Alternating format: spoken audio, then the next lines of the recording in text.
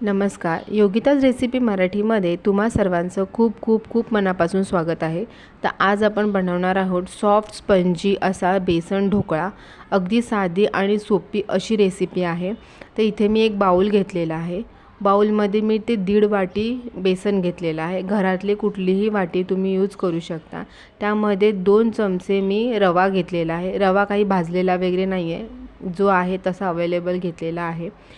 चवीपुरता मीठ आणि 1 चमचा साखर टाकून आपल्याला व्यवस्थित मिक्स करून घ्यायचं आहे. थोडं थोडं पाणी टाकून आपल्याला ह्याचा एक बॅटर बनवायचा आहे. त्यामध्ये 1 लिंबू आणि अर्धा चमचा एक हळद घेतलेली आहे. हळद पण ऑप्शनल आहे. इथे मी कलरिंगसाठी थोडंसं हळद वापरलेली आहे. ह्याला 15 मिनटं आपल्याला झाकून ठेवायचं आहे. व्यवस्थित बॅटर फुलतं. त्याच्यात रवा आहे तो व्यवस्थित फुलला जातो. त्यामध्ये मी इनो घेतले. लेमन फ्लेवरचंच इनो आहे. त्यामध्ये ॲक्टिवेट होण्यासाठी 1 चमचा मी पाणी टाकलेलं आहे. व्यवस्थित आपल्याला हे मिक्स करून घ्यायचं आहे. इथे मी टोपात पाणी ठेवले. व्यवस्थित पाणी गरम झालं की ताटामध्ये मी बॅटर ओतून घेतले. ते आपल्याला आता ढोकळा 20 मिनिटांनी तयार झालेला आहे.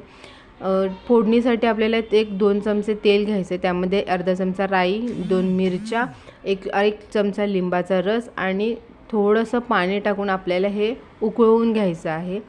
ढोकळा रेडी झाला आहे. त्यामध्ये आपल्याला हे कट करून त्या ढोकळ्यावरती आपल्याला हे व्यवस्थित टाकून घ्यायचं आहे.